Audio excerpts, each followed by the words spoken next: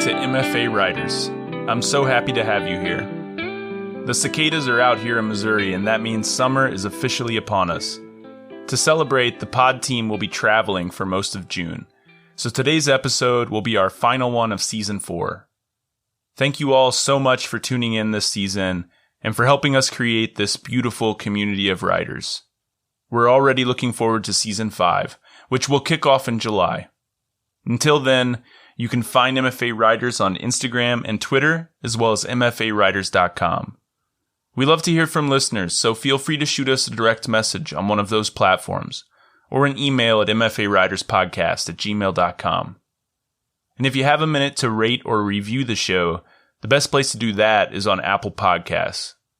Doing so will help boost our podcast as we try to boost these amazing writers.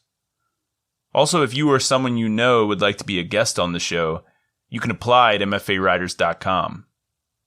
On that same website, you can also click the support button to support us financially, if it's within your means. Or you can do so by going directly to buymeacoffee.com/MFAWriters. Finally, as always, thank you for listening, and we hope you enjoy the episode.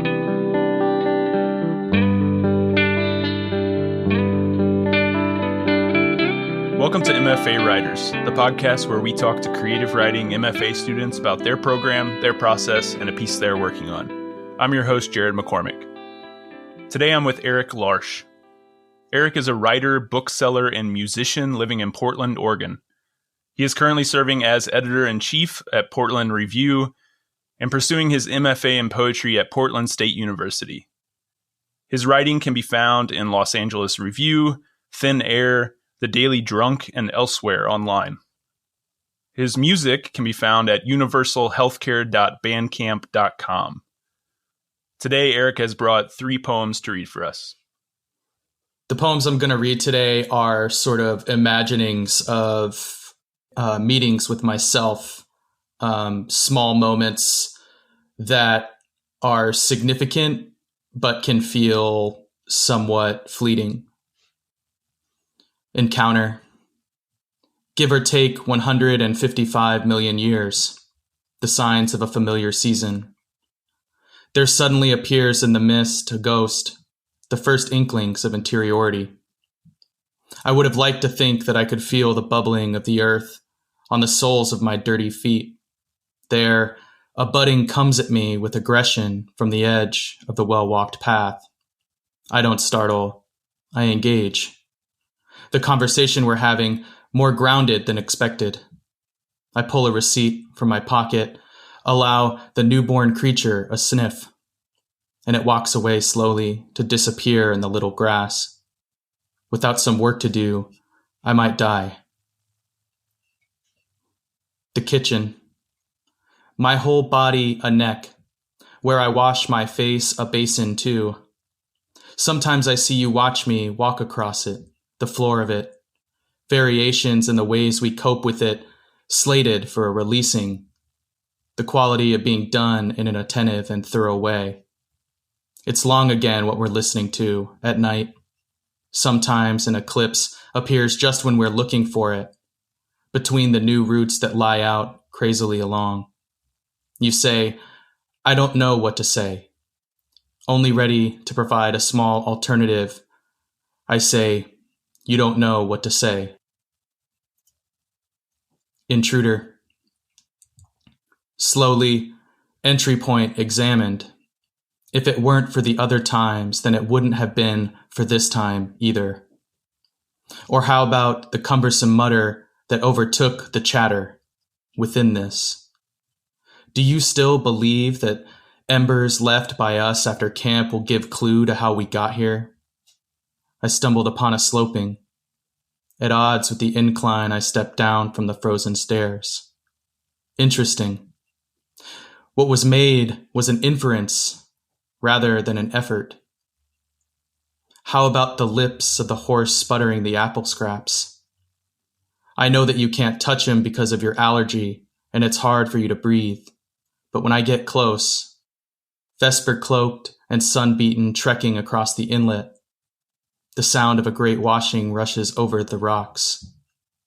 dense white foam draping the cliffside, recovered with all of its radical enveloping. Awesome. Eric, thank you so much for sharing those poems with us. Thanks for being here. I'm excited to chat with you. Yeah, me too. I'm excited. Thanks. All right, so I want to start with your process as a writer, because before the interview, you told me that you have a tendency to write into obsessions. What do you mean by that, and how does that look in practice?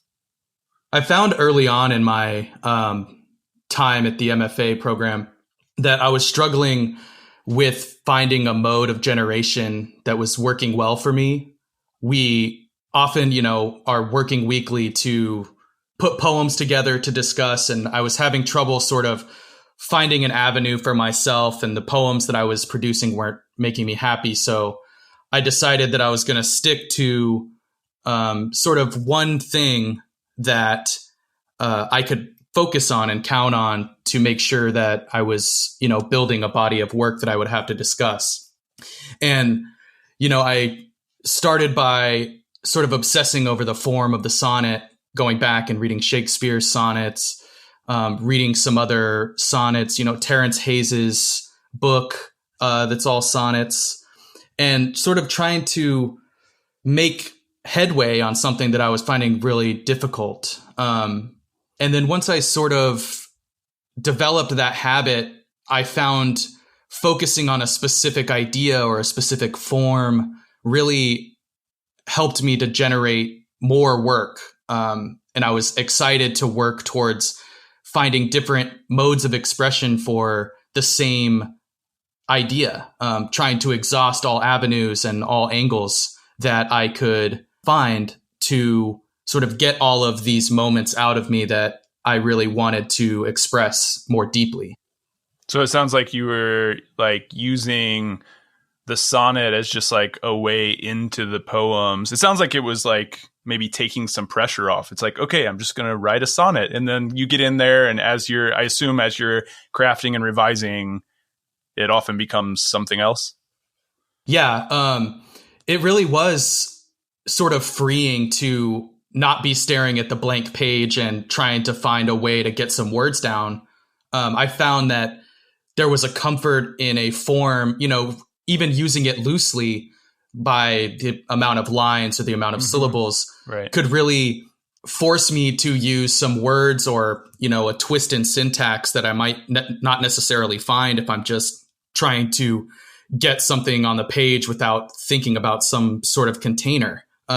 It really freed me up from sort of the anxiety of getting something down. I mean, that's sort of the hardest part, right? And when you're focused on a form or a theme or some sort of idea, writing about that and focusing on being able to use that one thing really is a mode of generation that I found that worked well for me. I think from the outside, because I write fiction, I think from the outside looking in on poetry, the idea of writing in form sounds really scary, sounds really difficult. But I talk to poets all the time who tell me that they use form as a way to generate work, kind of exactly what you're saying, just as a way to like structure something and have some rules that they can work off of and then just see what happens from there. Yeah, I sort of think about it like maybe a fiction writer would use an outline, right? They sort of plot things out, how they're ready to go, and they get the ideas down, sort of the general structure of what they're going to write. I feel like as a poet, working with a form is similar to that, in that you can revise further out from that and continue to go deeper into it, even if you're just getting down a haiku. Right. That's something even that short you could turn into something way longer by just digging deeper into it. Right. What do you think it is about the sonnet that appeals to you? Because I know that you're a musician as well as a poet, and the sonnet, over the years has been turned into music, has been put to music many times. Is there something about the musicality of the sonnet do you think appeals to you? Yeah, I think so. The traditional iambic pentameter gives it sort of that bouncy rhythm. Yeah. I sort of have an aversion to rhyming poems. I don't often utilize the rhyme scheme of the sonnet. When I'm doing it, it's mostly just the syllable count, which I try to stick pretty hard to, as well as the line count, and then the twist or the turn or volta at the end.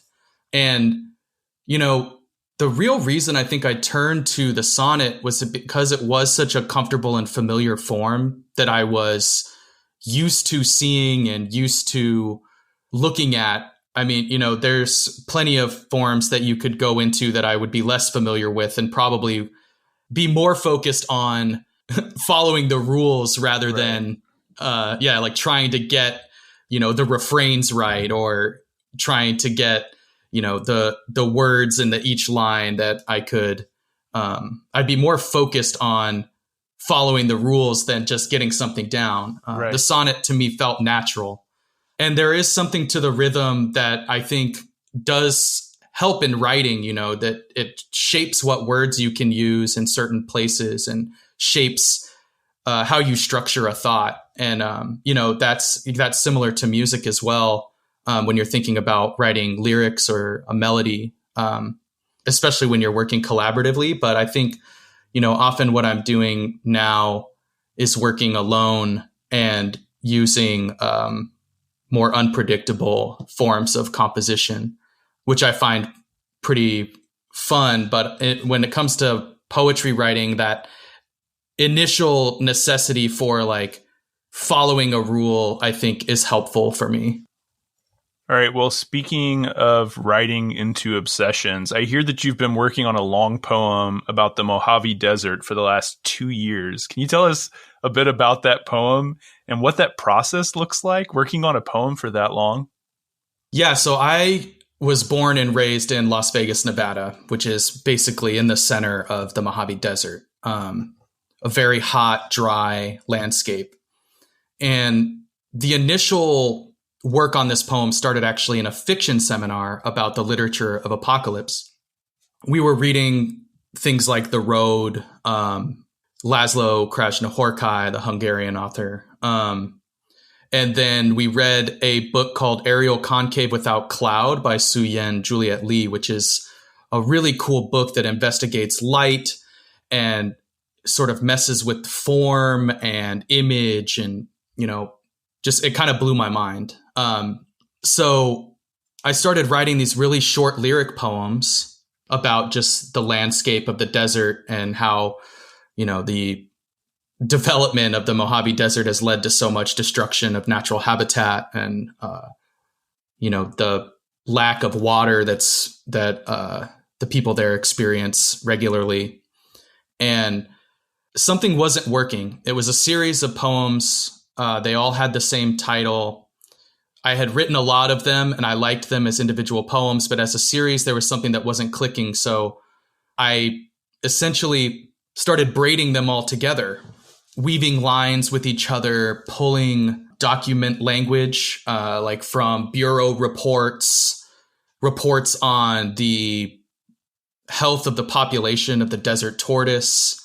So, it's turned into this long thing that's full of a lot of white space. I try to mimic sort of the aridity and the desolate landscape of the desert through where lines are on the page. And, so right now it sits at 2 sections, each about 25 pages long, a couple images, but it's really just tracing the history of development in the Mojave Desert. So it starts sort of like with a deep time and then moves to a more recent memory of what it's like living there, and sort of the history of where people were and where people have ended up. I mean, there's some bits in there about a small settlement that had been flooded after forced abandonment due to the construction of the dam,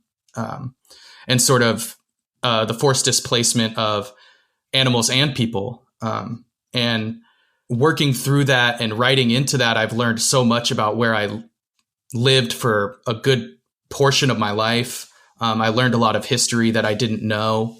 And I think that's a real benefit of, like you say, writing into obsession, because it really helps you to see things from many angles.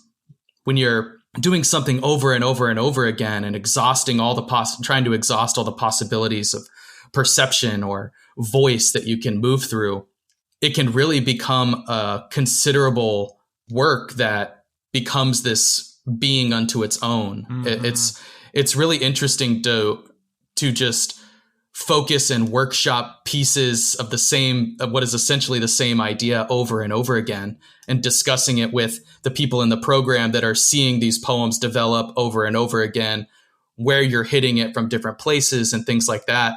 And that really helped me to sort of latch on to this idea of the serial poem, like Moo and the Song of Andumbulu by Nathaniel Mackey, which is like these two long serial poems that he's been writing for a couple decades across multiple books, which when I read his book Splay Anthem kind of opened up that real possibility for me. I didn't actually have an idea of where I was going until I realized, like, oh, I can just continue the same poem across multiple books.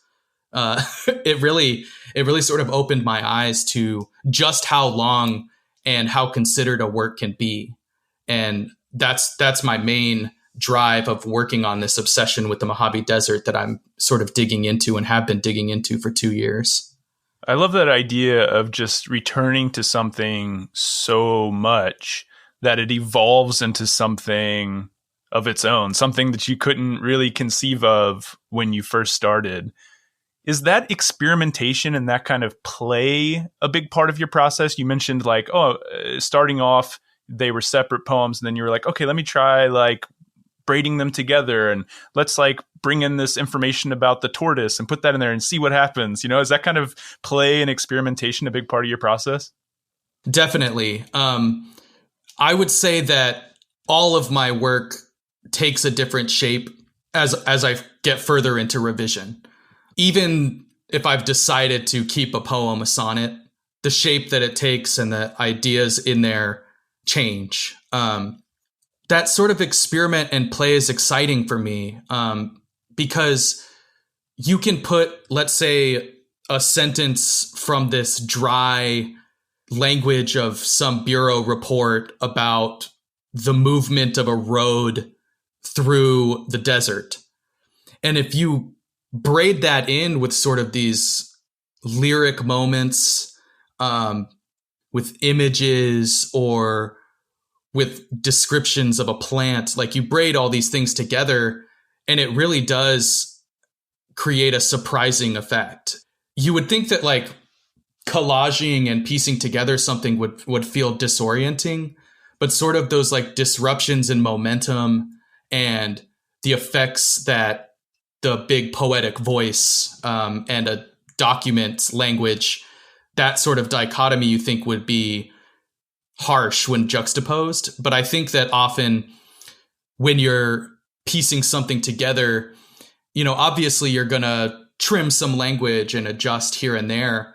And that sort of play and experiment and the way that it affects the sound of being read aloud, I think, is really what drives me to find sort of interesting language within something that could be decidedly uninteresting if at first glance. Right. Okay, so I mentioned earlier that you're also a musician. Do you see your music and your poetry as being in conversation with one another? Do you think there's crossover between those two? Like, are your processes similar or different? What do you learn from your music that you take to your poetry and vice versa? Yeah, I work with what would be, by myself, I often work with what would be called harsh noise, which is the way that I produce sounds is through a method called no input mixing, which is generally plugging the mixer back into itself to create a feedback loop, essentially. And then using different distortion and things like that So the unpredictability of sound, I think, really does connect with that sort of collagic aspect of piecing together multiple poems. And I think that being adventurous and engaging with these sounds that are abrasive and uncomfortable and loud, sort of turning modes and sinking deeper into like a quiet, steadied pace of a long poem. I feel like the frantic energy that comes out in my music sort of takes that away from my poem so that I feel more measured when I approach, and I can see the disruption more clearly because I am so focused on the unpredictability of sound in the music that I compose. Well, you weren't always sure that you were going to pursue a graduate degree in creative writing. Originally, you thought you might do it in composition and rhetoric, but then you took a post-baccalaureate workshop that you said made you fall in love with workshopping. So what was it about that workshop that you loved and that hooked you into getting the MFA? I think the main reason that it was so appealing to me was that I felt so comfortable in a space that I thought I was going to feel very uncomfortable. I had spent a lot of time studying writing pedagogy in the composition and rhetoric track and classes at Portland State in my undergrad in the English department.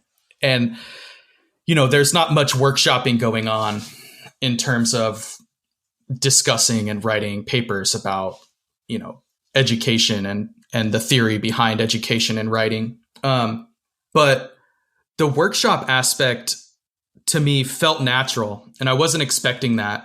I've always been a writer. You know, I did vocals in punk and metal bands when I was younger. So I've always had this connection to writing lyrics and poems and short fiction and things.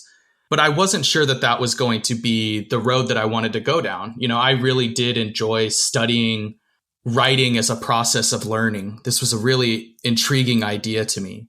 And I found in the workshop that writing creatively actually led to more learning and more of an experience with cultivating ideas that I was interested in through the writing of poetry. And I did not expect that at all.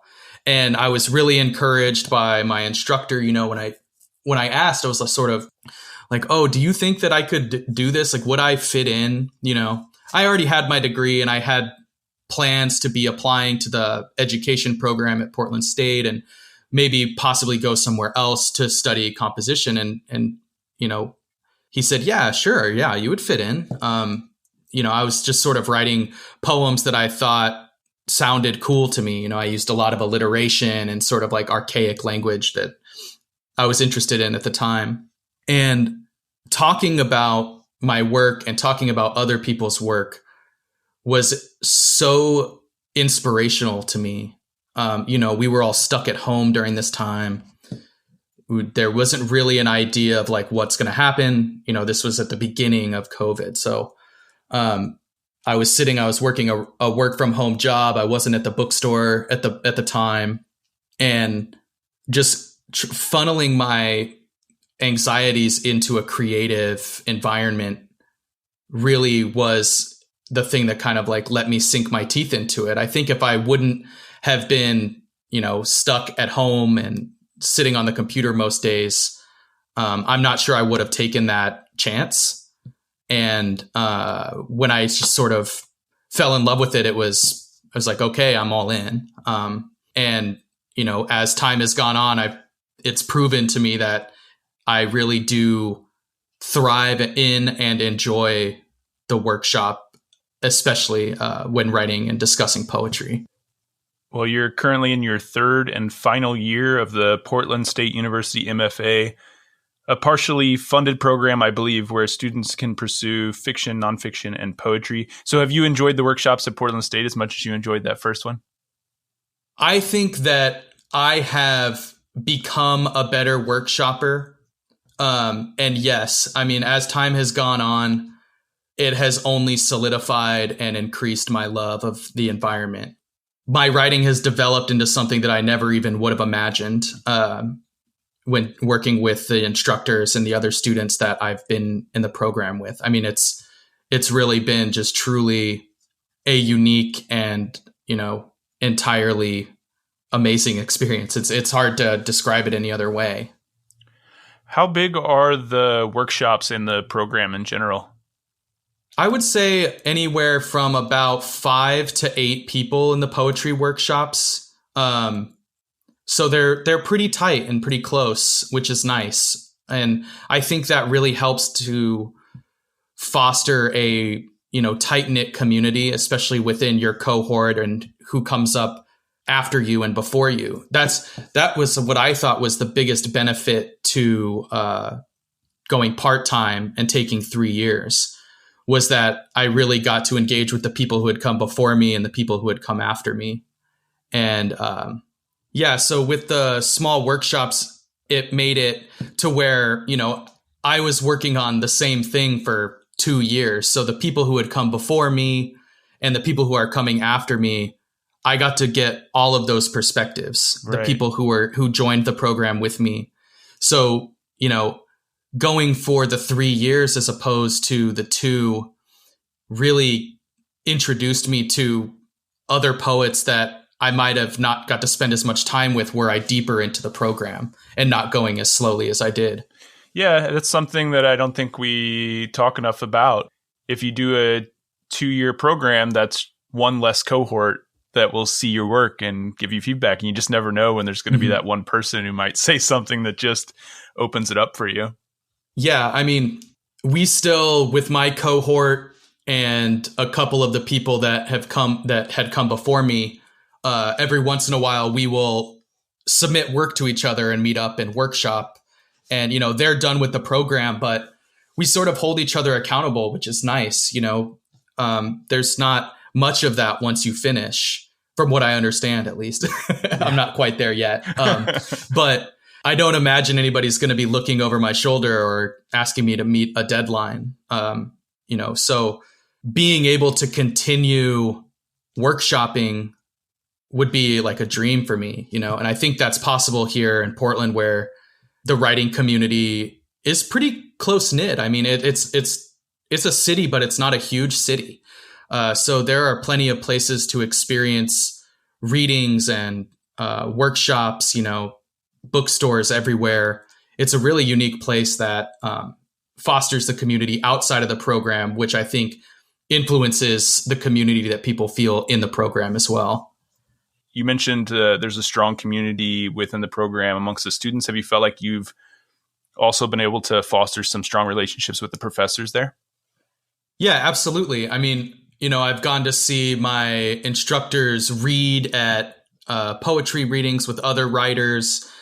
They'll come to our series of readings that the graduate program puts on called Filament, which is a series of readings that's graduate readers, alumni, which is a really great series. The faculty just seems so supportive of putting together these events and trying to find some money in the budget, to provide pay to bringing in big writers. Like we had Alice Notley come and read, who I had the pleasure of introducing at the big auditorium. We worked with the School of Music to put on this reading with Alice. And there's a lot of that the faculty at Portland State really gets behind. I feel like they try really hard to make sure that there are all these things that we can participate in together and experience together. There are a lot of introductions and handshaking and things like that are really beneficial. When you have a small group of students, you can do that more often. And I think they really focus on getting us exposed to the wider world of writing and reading. I mentioned earlier that the program is partially funded. The website says they offer a very limited number of graduate teaching assistantships that come with a stipend and tuition remission. Do you know how many students get funding at Portland State? It's 1 per cohort per year in the first year. So 1 poetry, 1 fiction, and 1 nonfiction. And you get it in your first year, and it lasts for 2 years. And then you work in the writing center or teach sort of first year composition classes in your first year. And then you teach some introduction workshops in your second. But there's also a program that you can go through at Portland State called the Graduate Mentorship Program, which is done through the University Studies Department. And you work with an instructor in a class, and then you also get tuition remission that way. So you can either go through the GA-ship, or you can also, that's also limited. So you can apply for both of those avenues, which are very helpful. And, sometimes things pop up in other departments that, obviously you can apply for too. So you'll get notice of that as you go through. So there are things that you can pick up to fund your time. I went part-time and I didn't have a GA-ship. So I funded the program and worked full-time on my own. If you're doing the graduate assistantship through the department, you're going full-time and teaching. So the 2 years would be funded that way. If you're going full-time in the program, it only takes 2 years to complete, or you can do it part-time in 3 years. Yeah, I think the max is 4. Okay. Yeah, so there is some leeway as to how long your time can be done through the program. But if you're getting your full funding, you'll be going full-time and teaching for those 2 years. But you can go part-time. Like I took either a seminar or a workshop each quarter along with the Portland Review. So I was taking half-time credits and it took me 3 years. Okay. Yeah, that's important to know. That wasn't totally clear on the website. So I think that's really good information for people to know that if you go full-time, you can do it in 2 years. So the GTA-ship would cover both of those years if you were to get that. Or you can do part-time and take up to 4 years. You mentioned that quarter system. That's also a fairly unique thing to Portland State. There are other programs that run on a quarter system, but most schools run on semester. So maybe you could talk a little bit about that, what the quarter system looks like in practice at Portland State University. So for the quarters at Portland State, it's split up into fall, winter, spring, and summer. The summer quarter, you're not attending classes in the MFA program. You are off for the summertime, unless maybe there's some way that you can take extra classes if you want, but nothing that I'm totally aware of. So in the fall, which is generally like September to December, it's about 10 weeks, 11 weeks with finals week. And I think that I really like this setup. The 10 weeks in class, sometimes that 16-week semester can feel so long. And I think that moving along at a 10 and 11-week clip makes that 2 years just kind of fly by. And you can get a lot of work done in 10 weeks. Now, where it could be troublesome is how much time you're spending on the reading material, right? So if you end up with a lot of stuff to reading, it can feel like a little bit to catch up. But I adjusted pretty quick to it. September to December, January to end of March, and then April to June are the 3 quarters that would be attended. And yeah, the quarter system to me, I feel like is really beneficial in terms of like getting work done quickly and feedback quickly. You're constantly generating, you're not spending too much downtime and not working. I mean, I'm sure in the semester system, you're working all the time too, but the pace at which the quarters go by felt to me like a good way to make sure you're keeping up on everything. Like, because week 2 hits, and it's like, okay, we're feeling good. And then in the blink of an eye, it's week 9. And it's like, okay, great. I've done my, 5 poems for workshop, and now I have a couple weeks to think about it. And then I'm right back into it. There's no real long extended breaks between the quarters. You get a couple weeks, and it's like just refreshing enough before you hop back into it, but you don't feel like you're far enough away from it to where you lose that routine. And I imagine having 3 different sets of classes per year as opposed to 2 in a semester system allows for a bit more variety in the class you take. Yeah. Like you could go part-time like me, and you could do a workshop, then a seminar, then a workshop. A seminar is not a workshop environment. If somebody's curious, it's, you're studying text, and those generally have themes. Like I took an apocalypse fiction seminar, but there was poetry in there as well. I also took a great seminar that was all about constraints, which, really sort of solidified my thinking about the working in the forms and how it can be freeing. Yeah. And seeing different ways in which you can apply constraints or a lack thereof to generate work. But yeah, you really do get a variety of experiences, and you can step away from one. Like let's say you just had a really rough workshop quarter. You could say, hey, I'm just taking a seminar next quarter. I need some time away from the workshop. I had a difficult time, and, the seminars can be really inspiring and really help you to find something else to work on. If you're finding yourself having difficulty coming up with something that you enjoy working on, a seminar can be really helpful. So I think just being able to bounce between those things as a part-timer, especially, really helped me stay engaged and didn't burn me out too quickly. Because I think that's a big thing that happens to a lot of people, is when you're taking those classes back to back to back, you can really feel just like totally beaten down by it. And if you can manage to go part-time, I would recommend that to almost anybody. You mentioned earlier the Portland Review, which is run by graduate students in the English department at Portland State.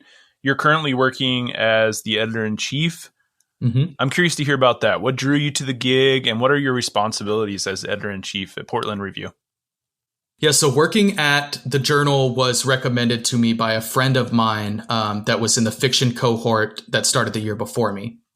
We had known each other for quite a while. We did some undergrad stuff together, and he was like, you got to take this class, right? It's a 2-credit course. The meetings are not mandatory, and we use Submittable. But what kept me going was like, I tried it out my first quarter, and I was just a reader, and, you're getting bombarded by these submissions, and it's like, whoa, this is so crazy. Like this is what the publishing world is like. And it is. I mean, what I really thought of going into it was like, oh, this might be fun to, read some poems. I needed a couple extra credits to get my financial aid for, going half time. But really, like from week 3 or 4, it was just like, okay, this is so much fun. I can't imagine not doing this in my time at Portland State. The instructor is great, Michael Seidlinger, who's a writer and has worked in the publishing industry, and really just kind of lets us do our own thing. He doesn't really have too much control over what we have going on other than setting up the Zoom meetings and making sure that we stay focused, But the experience itself of working for the journal has greatly improved my writing. Not only my writing, but my critical eye as well. Being able to see what isn't quite clicking with you, or what isn't working in a poem, or a piece of fiction for that matter, or nonfiction. And that's where I really started to see the benefits, and drove me to continue, to go on to the poetry editor and now take over as the editor-in-chief. When I was in my MFA, I also had the chance to work at a literary journal as part of the program, and that was so beneficial. I mean, having to work through that slush pile and read 80-some submissions a week, it really taught me a lot about how to solidify a piece before I submit it, how to make sure that I got that first page really strong before I submit it, how important that first page is. I imagine it's a little bit different for poems. What would you say would be the thing that you took away from that experience and brought to your own poetry?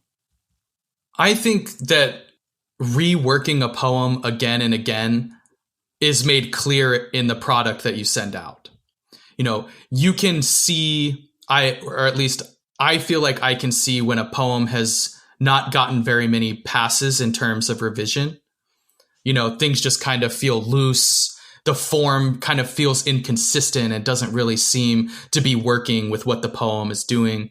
And so before I send anything out, in the way that it's changed my thinking behind sending poems out has been, okay, how long have I been looking at this? Have I made the appropriate amount of passes? Where can I sort of tighten things up? Is the rhythm consistent? Do the stanza breaks or the line breaks make sense?